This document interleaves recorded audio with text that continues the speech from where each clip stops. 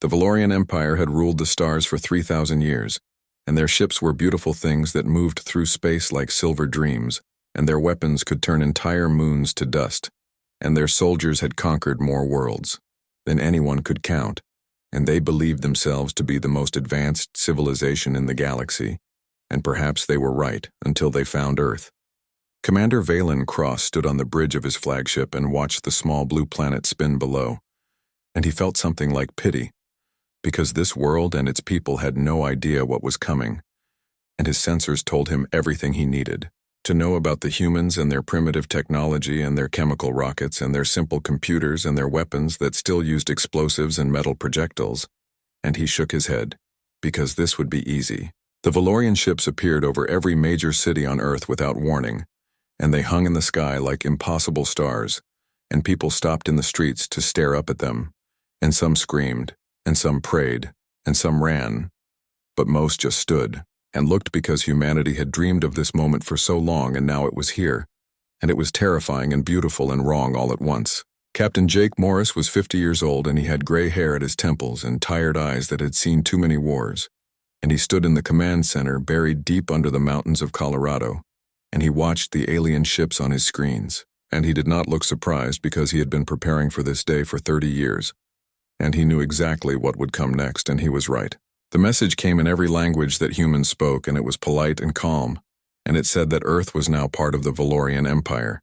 and that humanity should be grateful for this honor, and that they would receive technology and medicine, and peace in exchange for their resources and their obedience and their complete surrender of military forces and planetary sovereignty. And Commander Cross expected them to accept, because every other species had accepted, because the alternative was destruction. Lieutenant Amy Chen stood beside Jake, and she was young and smart, and she had been trained since childhood to fight enemies from the stars. And she looked at the alien ships and did calculations in her head, and she said the ships were vulnerable if they came lower. And Jake nodded because he was thinking the same thing, and they both knew that Earth was about to make a choice that would change everything.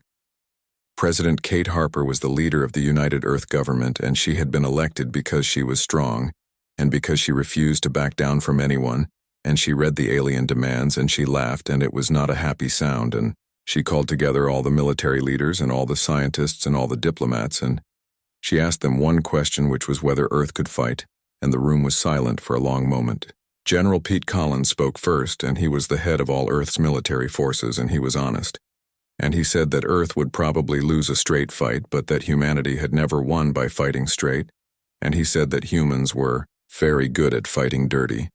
and that they had been doing it for 10,000 years, and that the aliens had no idea what they were getting into. And President Harper smiled and told him to prepare everything. The negotiations lasted 3 days, and the Valorians offered everything they thought humans would want,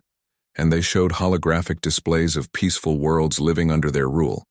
and they promised that Earth would prosper, and that no one would be harmed if humanity simply accepted the obvious truth, which was that resistance was pointless, and that the Valorians were superior in every way that mattered. Jake Morris attended the negotiations, and he sat across from Commander Cross, and he listened to all the promises and all the threats,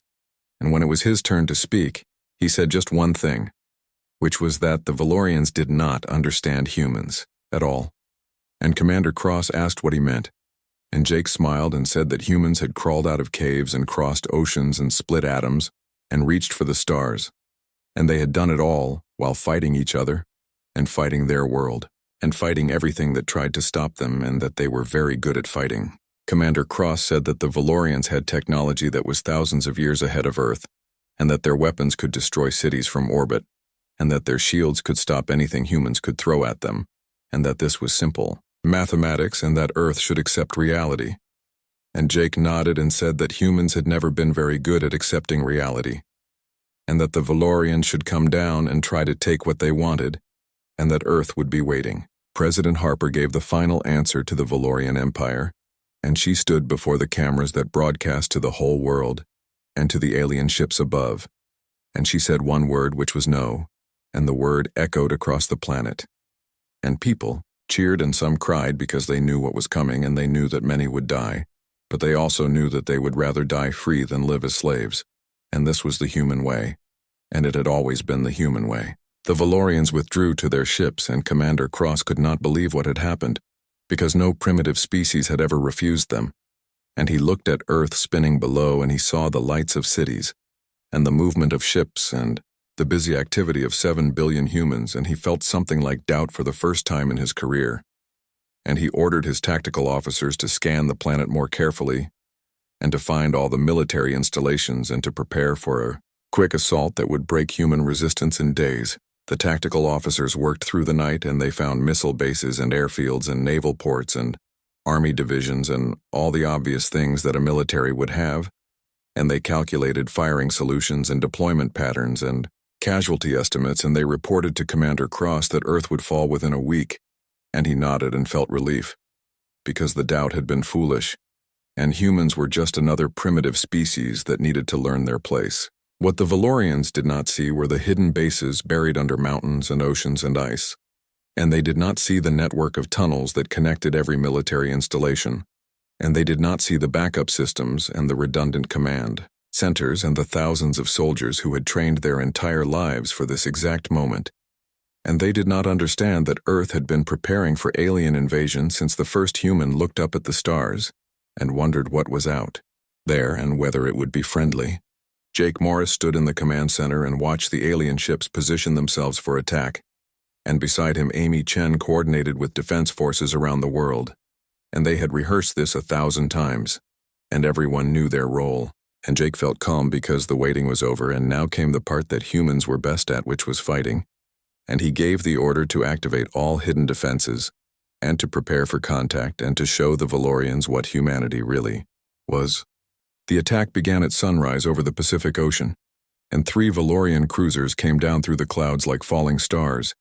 and their hulls glowed with the friction of atmospheric entry, and their shields shimmered with rainbow colors, and they were beautiful and terrible, and humanity watched them come with weapons ready and hearts pounding. Commander Cross watched from orbit, and he felt confident because his cruisers were among the finest ships in the fleet, and their captains were experienced, and their weapons had destroyed fortified positions on 100 worlds, and Earth's coastal defenses would fall quickly, and then the humans would understand that resistance was futile, and they would surrender, and this would be over. The first missiles came from hidden silos in the mountains, and they screamed through the sky on pillars of flame, and the Valorian shields caught them and turned them to harmless bursts of light and energy, and Commander Cross nodded because this was exactly what he had expected, and the human weapons were primitive and ineffective, and his ships began their assault runs. Energy beams lanced down from the cruisers, and they were bright as suns, and they struck 2 coastal defense installations, and the buildings exploded in clouds of fire and debris, and the Valorians began broadcasting surrender demands. But then something happened that Commander Cross did not expect. Admiral Lisa Grant commanded the orbital defense station that humans called Freedom, and she was 40 years old and had been in space for half her life, and she watched the alien cruisers descend, and she waited because timing was everything, and she had learned patience in the long years of preparation, and when the cruisers reached the altitude she wanted, she gave one word, which was fire. The sky exploded with light and sound, and fury, and railguns that had been hidden in mountains opened up, and they fired hypersonic slugs of metal that moved faster than sound and faster than thought, and orbital platforms that had been drifting, silent in space, suddenly activated and dropped tungsten rods that fell like the hammer of God, and submarines surfaced in the ocean and launched missiles that came from angles the Valorians were not watching, and every hidden weapon that Earth had built in secret for 50 years fired at once. The Valorian shields held against the first wave, but barely, and the ship shuddered and alarms began screaming, and the captains shouted orders and tried to track thousands of incoming threats, and their computers struggled to calculate firing solutions and defensive patterns, and they had never faced anything like this volume of fire, and they began to realize that something was very wrong. Colonel Ryan Foster commanded an armored division that was hidden in the hills outside San Francisco, and his tanks were dug into the earth and covered with camouflage netting and thermal baffles that made them invisible to sensors, and he had been waiting in silence for 3 days, and now he watched the Valorian cruisers fly overhead, and he smiled because the aliens were not even looking for ground forces, and he gave the order to move. 50 tanks emerged from concealment, and their engines roared and their cannons elevated, and they fired at point-blank range at the belly of the nearest cruiser.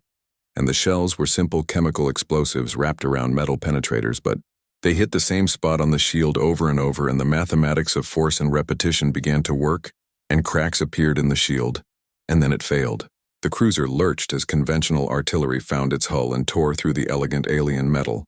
and alarms screamed louder, and the crew tried to gain altitude, but more shells came, and more. And the ship was designed to fight in space, not in atmosphere, against ground forces that appeared from nowhere, and it began to list, and smoke poured from breaches in its hull. Major Kelly Price was Ryan's second in command, and she coordinated the attack with cold precision,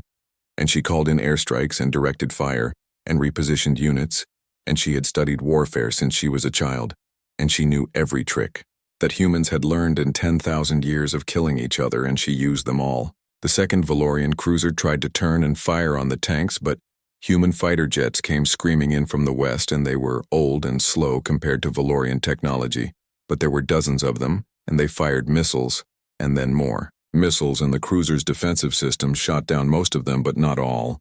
and 3 missiles struck home, and one of them got lucky and penetrated a weapons port and exploded inside the ship. Commander Cross watched his tactical display, and he could not believe what he was seeing, and his officers were shouting, and the screens showed chaos, and his 3 cruisers were taking damage, and one was crippled, and he tried to understand how this was possible. And his tactical officer told him that the humans were using hardened communication lines that could not be jammed, and that every unit was operating independently, but in perfect coordination, and that their tactics were sophisticated, beyond anything a pre-contact species should possess. The second cruiser took a railgun slug through its main reactor, and the ship simply came apart in a fireball that lit the morning sky, and pieces of alien metal rained down into the ocean, and 700 Valorian soldiers died in an instant. And Commander Cross felt something he had not felt in decades, which was fear. The third cruiser broke off and tried to retreat, but Admiral Lisa had planned for this, and orbital fighters that had been drifting dark and cold in high space suddenly activated, and they accelerated on intercept courses, and they were piloted by men and women who had trained for this moment since childhood. Lieutenant Chris Walker led the fighter squadron, and he was 25 years old, and he had logged more flight hours than pilots twice his age, and he locked his weapons on the retreating cruiser, and he fired, and his missiles streaked away, and he did not wait to see if they hit because he was already moving to his next attack position, and his wingmen did the same, and they swarmed the cruiser like angry hornets. The cruiser's shields were failing, and its weapons were damaged, and it tried to shoot down the fighters, but they moved in 3 dimensions, and used the planet's gravity and atmosphere in ways the Valorians had never seen, and 3 fighters took hits and exploded, but the rest kept coming,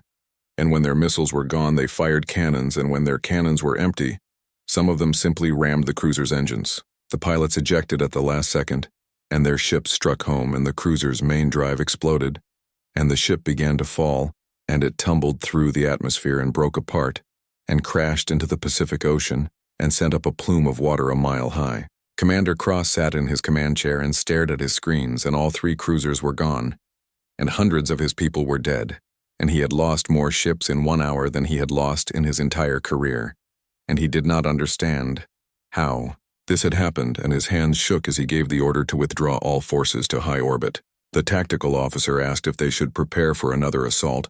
and Commander Cross shook his head and said that they needed to inform the Empire and request reinforcements, and the officer looked surprised because the Valorian Empire had never needed reinforcements to deal with a primitive world, but Commander Cross knew that Earth was not primitive in the ways that mattered. Jake Morris stood in the command center and watched the alien ships retreat, and around him people were cheering and celebrating,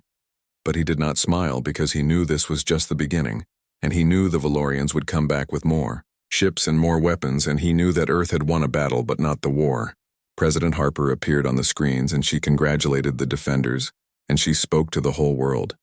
and she said that humanity had proven it could fight, but that the real test was coming, and that everyone needed to prepare, and that the price of freedom was always high, but that it was a price worth paying. Amy Chen worked at her console and compiled casualty reports and damage assessments, and she calculated that Earth had lost 2,000 soldiers and civilians in the first battle,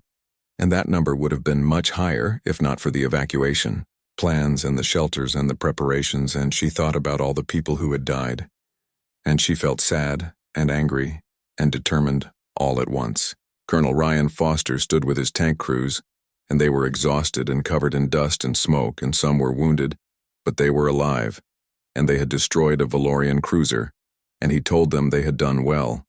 and that Earth was proud, and that they needed to rest because the aliens would return and next time would be harder. In orbit, the wreckage of 3 Valorian cruisers drifted in slowly decaying orbits, and human salvage crews were already moving to secure them and study them and learn from them, because humanity had always been good at learning from enemies and taking their weapons and making them better, and this time would be no different. The message traveled faster than light across the galaxy, and it reached Valorian High Command 3 weeks after the battle, and Fleet Admiral Therax read the report in his office overlooking the capital city of the Empire, and he read it 3 times because he could not believe what it said, and then he became very angry. Therax was 70 years old by human counting, and he had commanded fleets for 40 years, and he had conquered 50 worlds, and he had never lost a battle, and the idea that 3 cruisers had been destroyed by a primitive species made him furious, and he called Commander Cross incompetent and demanded his arrest and court-martial. His aide was a younger officer named Saris, and she was smart enough to know that anger was not useful, and she pulled up the combat recordings and told Admiral Therax that he should watch them before making decisions, and he waved his hand dismissively. But she played them anyway, and he watched in silence. The screen showed human fighters moving in patterns that were complex and deadly, and tanks appearing from nowhere and weapons firing from positions that sensors had not detected, and coordination that suggested centuries of military development. And Therax stopped being angry and started being concerned. He called his strategic staff together, and they analyzed the battle for hours, and they discovered things that troubled them deeply,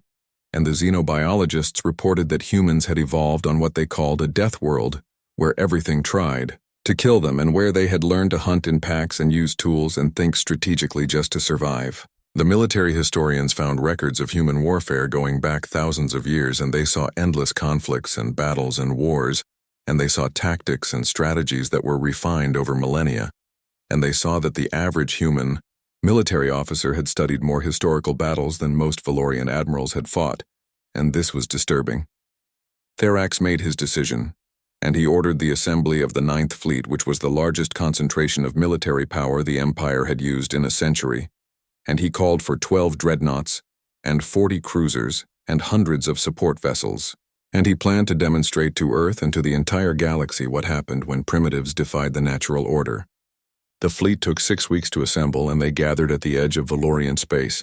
and Therax himself took command because he wanted to see these humans with his own eyes, and he wanted to watch their world burn, and he wanted every species in the galaxy to know that the Valorian Empire could not be defied. On Earth, those 6 weeks were spent in frantic preparation, and factories ran day and night building weapons and ammunition and spare parts, and soldiers trained until they could barely stand, and civilians were evacuated from cities and moved to shelters deep underground, and everyone knew that the real war was coming. Jake Morris was promoted to general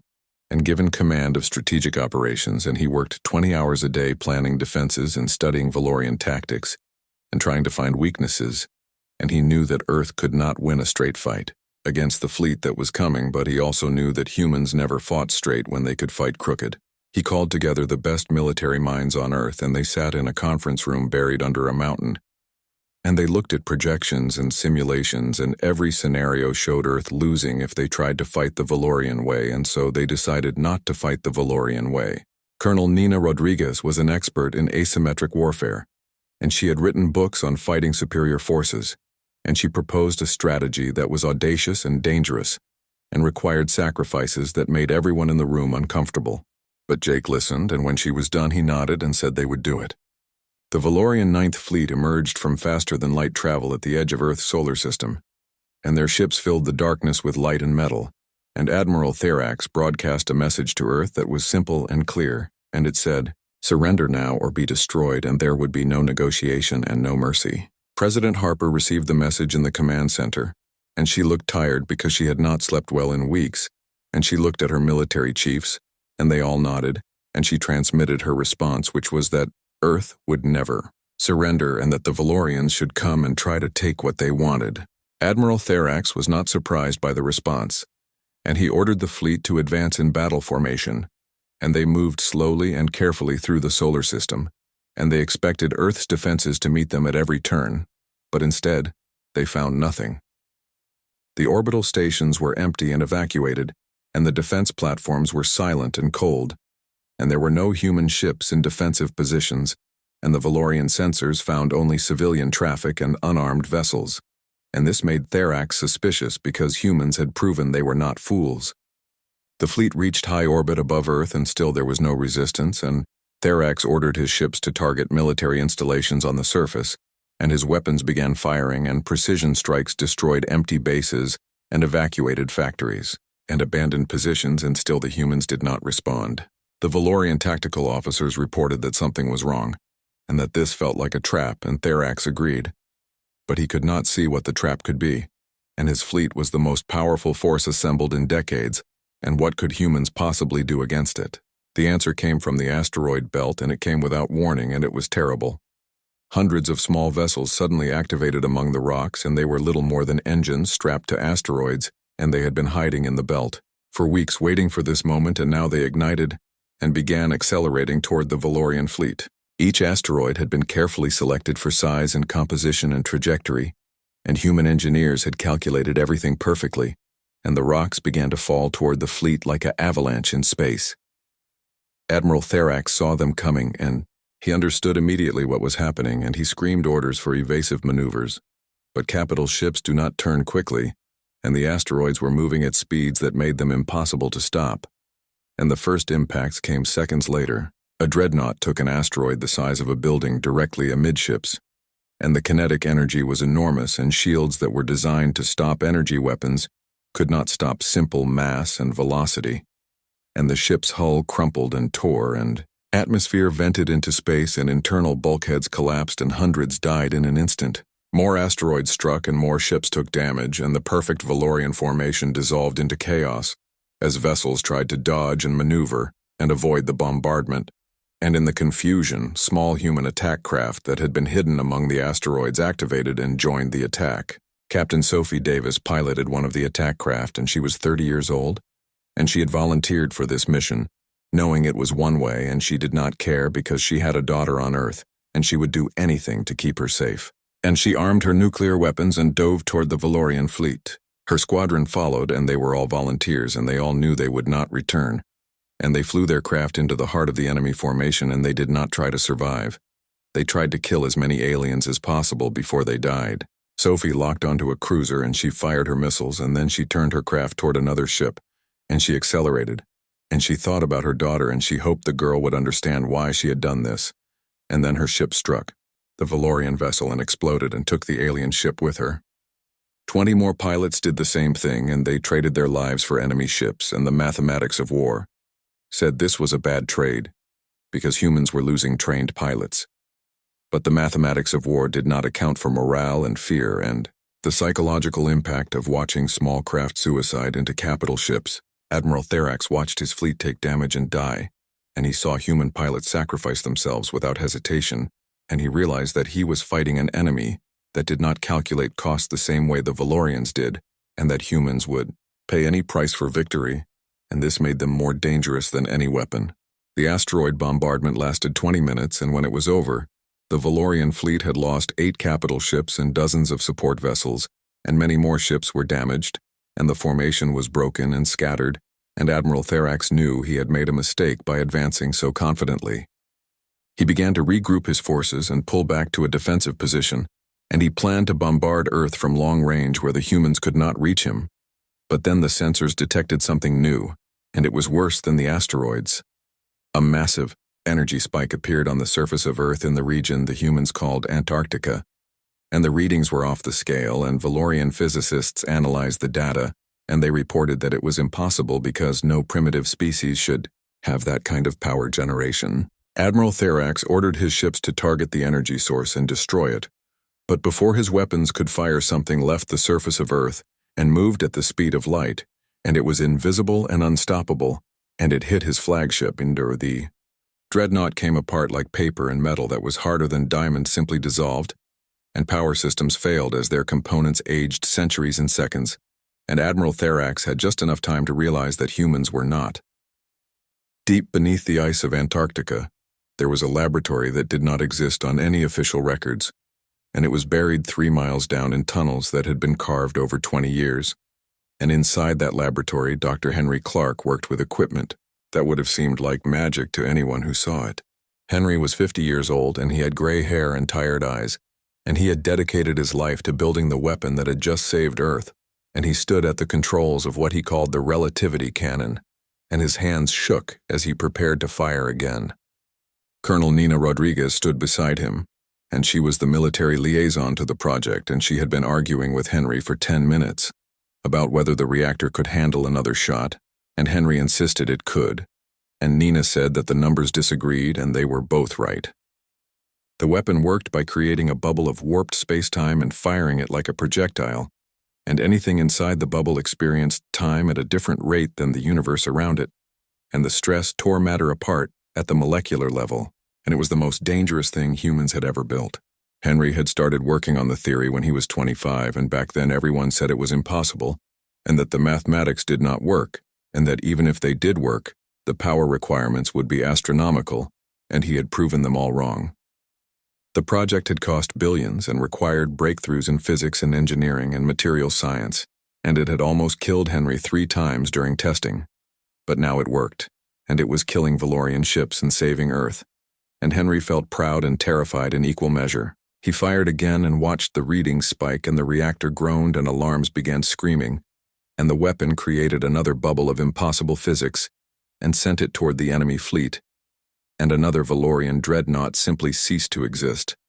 And Henry smiled, and then the reactor began to fail. Nina grabbed Henry and pulled him away from the controls, and she hit the emergency shutdown, and the reactor wound down, and the weapon went silent, and Henry protested, but she told him that if the reactor exploded, it would take half of Antarctica with it, and he stopped arguing. In orbit, Admiral Lisa Grant watched the Valorian fleet retreat, and she allowed herself to feel relief because the weapon had worked, and the enemy was running, and Earth had survived again. But she knew this was not over. She transmitted orders to all remaining forces and told them to secure the orbital space and recover escape pods and salvage what they could from the wreckage. And she thought about all the people who had died today, and she wondered if the price had been worth it.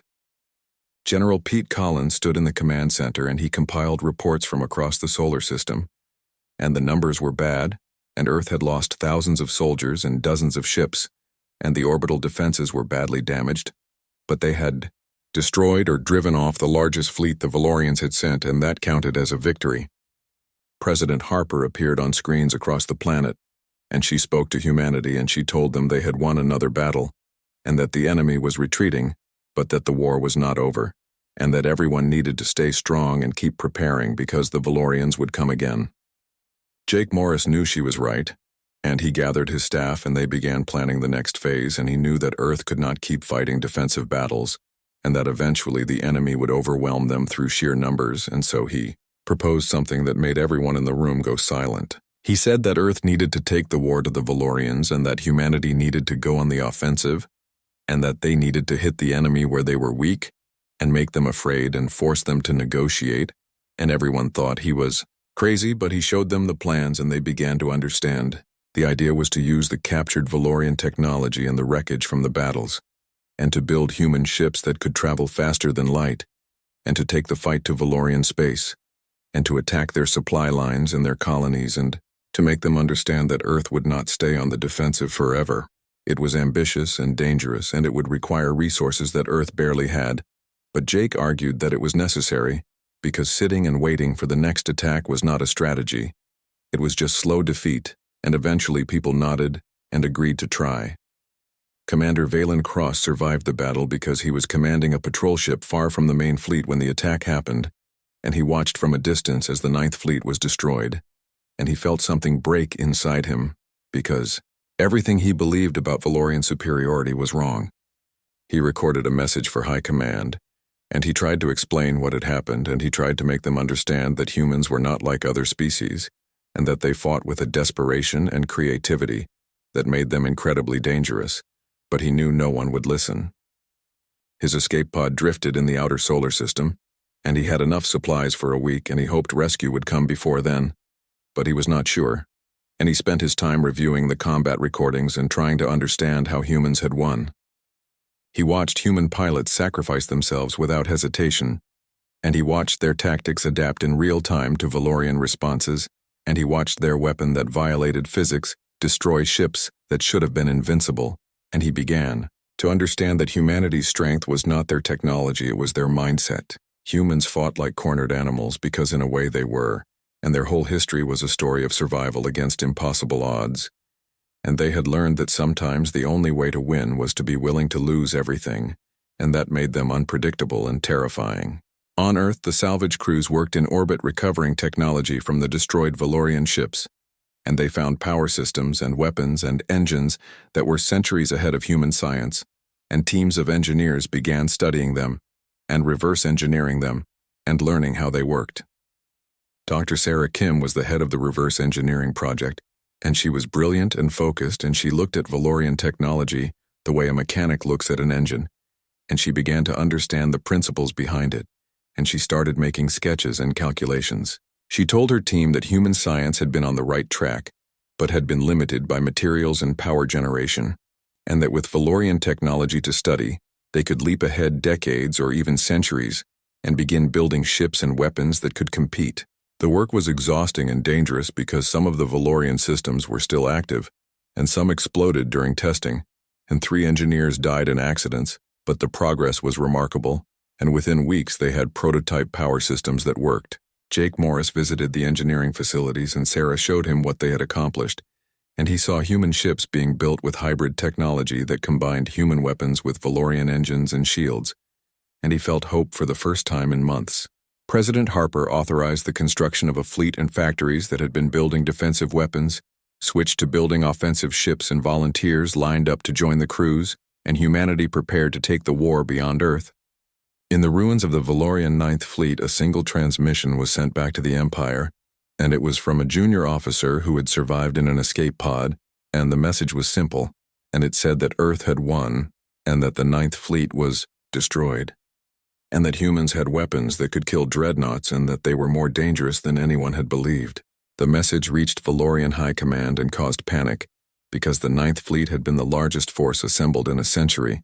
and its destruction meant that Earth was not just defending itself, it was winning, and that changed everything. The Valorian Council met in emergency session and they debated what to do,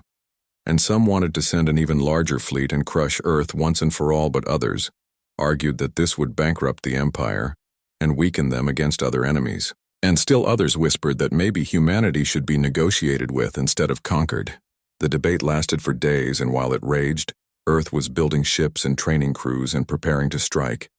and the balance of power in the galaxy was shifting in ways that no one had predicted. 3 months after the destruction of the Ninth Fleet, the Valorian Empire assembled an armada that made their previous efforts look small, and 300 capital ships gathered in Valorian space, along with thousands of support vessels, and they came not to conquer Earth but to destroy it completely. Supreme Commander Zenith led the armada, and he was old and experienced, and he had read all the reports about human tactics and weapons, and he was determined not to make the mistakes his predecessors had made, and he planned to overwhelm Earth through sheer force and give them no chance to use their clever tricks. The armada arrived at Earth's solar system expecting to find a desperate planet, preparing for its final stand, but instead they found something that shocked them and confused them, and made them reconsider everything they thought they knew about humanity. Earth's orbital space was filled with defensive platforms that were new and clearly built from hybrid technology, and Mars had military installations that had not existed 3 months ago, and the asteroid belt was fortified. And most surprising of all, there were dozens of human warships waiting in formation. Admiral Grace Turner commanded the defense fleet from the bridge of the battleship Defiance, and she was young for her rank at only 35. But she had proven herself in the previous battles, and she had ice water in her veins and absolute confidence in her crew. Beside her stood Lieutenant Aaron Hayes, who handled tactical coordination, and Commander Julia Martinez, who managed communications, and they had all trained together and fought together, and they trusted each other completely, and they would need that trust for what was coming. Zenith studied the human forces, and he had to admit, they were impressive for a species that had been spacefaring for less than a century. But they were still vastly outnumbered, and his fleet had overwhelming firepower, and he broadcast his final demand for surrender. President Harper received the demand, and she did not bother to respond because there was nothing left to say, and both sides knew that this battle would decide everything, and that there would be no more chances. Jake Morris stood in the command center on Earth, and he watched the tactical displays, and he knew that even with all their preparations and all their new technology, humanity was still outmatched. But he also knew that humans had faced impossible odds before and survived. He gave the order to engage, and the largest space battle in galactic history began. Human ships accelerated toward the Valorian formation, and they fired railguns and missiles and energy weapons that had been built from captured technology, and the Valorians returned fire in space filled with light and explosions and dying ships. Grace Turner commanded her fleet with precision, and she used tactics that Jake had taught her, and that human military officers had refined over thousands of years, and she made the Valorians fight on human terms, instead of their own. The battleship Defiance took hits and its shields flared and dimmed, but Grace kept pressing forward, and her crew worked with desperate efficiency to keep the ship fighting, and they traded fire with a Valorian dreadnought at ranges that were almost suicidal. Captain Brad Thompson commanded the destroyer Resilience, and when his engines failed and his weapons ran dry, he did not hesitate, and he turned his ship toward the nearest enemy cruiser, and he ordered his crew to brace for impact. His crew of 40 men and women strapped into their stations, and some prayed and some sang and some just sat in silence, and they all knew they were about to die, but they also knew they were buying time for Earth, and that made it worthwhile. The Resilience struck the Valorian cruiser at full speed, and both ships exploded in a fireball that could be seen from Earth, and 40 humans died, and 300 Valorians died, and the mathematics said it was a bad trade, but the psychology said otherwise because the Valorians had never faced an enemy willing to die like this. The battle raged across the solar system, and human ships fought with a ferocity that shocked the Valorians, and when ships were crippled, their crews would aim for enemy vessels and ram them,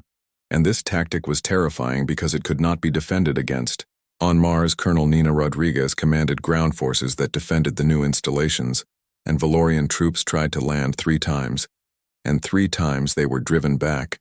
and Nina used every dirty trick she had learned in 30 years of military service. Her soldiers fought in the red dust, and they used the terrain, and they ambushed enemy landing parties, and they made the Valorians pay for every meter of ground, and after the 3rd failed landing attempt, the Valorians gave up trying to take Mars.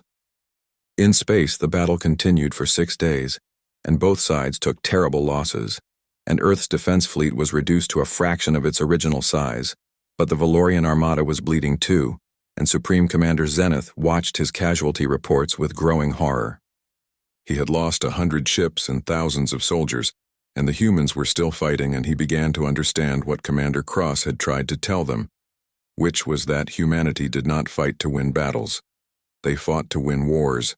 and they would never surrender no matter the cost. On the 6th day, something happened that changed everything, and faster-than-light signatures appeared at the edge of the solar system, and Zenith thought reinforcements had arrived, but the ships were not Valorian. 40 vessels of unknown design emerged from faster-than-light travel, and they broadcast on all frequencies, and the message said they were the Terran Confederation, and that they represented 37 species who had been watching the war. Ambassador Kellen was the spokesman, and he was from a species that had suffered under Valorian expansion for decades, and he had been waiting for someone to stand up to the Empire, and now humanity had done it, and he and his allies were here to help. The message continued and said that the question of whether humans were primitive had been answered, and that they were warriors who deserved respect, and that any further aggression against Earth would be considered an act of war against all members of the Confederation. Grace Turner stared at her tactical display, and she could not believe what she was seeing, and she opened a channel and asked who these people were, and Ambassador Kellen responded that they were friends who were tired of Valorian bullying. Jake Morris watched from Earth, and he smiled because the diplomatic missions he had sent out after first contact had succeeded, and humanity had found allies among the other species who resented the Empire, and now those allies were here. Supreme Commander Zenith found himself trapped between human defenses ahead and a coalition fleet behind, and his orders had been to destroy Earth, but his duty was to preserve the Empire, and he knew that continuing this battle would destroy his fleet. He made the hardest decision of his career, and he ordered his ships to cease fire, and he requested negotiations with President Harper and the representatives of the Terran Confederation. The Treaty of Earth was signed 2 weeks later in a neutral space station, and it recognized human sovereignty and ended Valorian attempts at conquest and established the Free Species Alliance as a new power in the galaxy. President Harper stood before the United Earth Assembly, and she addressed not just her planet but a watching galaxy, and she spoke about freedom and determination and the price of independence, and her words were broadcast to 1,000 worlds. She said that humanity had been called primitive and that the Valorians had assumed technology determined strength, but that they had been wrong, and that human strength came from the refusal to surrender and the willingness to fight for freedom, no matter the odds. The galaxy listened, and on dozens of worlds other species began to question Valorian rule, and within a year 17 species petitioned to join the Free Species Alliance, and the Empire's expansion stopped for the first time in 1,000 years. Commander Valen Cross was rescued, and he survived the war, and he was assigned to the new Valorian embassy on Earth, and he walked the streets of human cities and watched them rebuild, and he tried to understand these strange, determined creatures who had defeated his empire. He met with Jake Morris in a cafe overlooking San Francisco Bay, and they talked about the war and about peace, and Valen admitted that he had been wrong about everything, and Jake nodded and said that most people were wrong about humans until they fought them. Valen asked how humanity had known they could win, and Jake laughed and said they had not known, and that they had simply decided that surrender was worse than fighting, and that sometimes that was enough. Grace Turner was promoted to admiral and given command of Earth's expanding fleet, and she oversaw the construction of new ships and the training of new crews, and humanity began to reach out into the galaxy as equals, not as subjects. The war had cost Earth millions of lives and dozens of cities and countless resources, but it had won something more valuable, which was respect and freedom and a place among the stars. Human ships began exploring beyond the solar system, and they carried with them the lessons of war and the hope for peace, and everywhere they went other species looked at them with caution and respect, because everyone had heard the story of how Earth had defeated the Valorian Empire. Children grew up hearing tales of the battles and learning the names of heroes who had sacrificed themselves, and they looked up at the stars with pride, because humanity had proven it belonged there. The Valorian Empire slowly changed and reformed, because it had learned.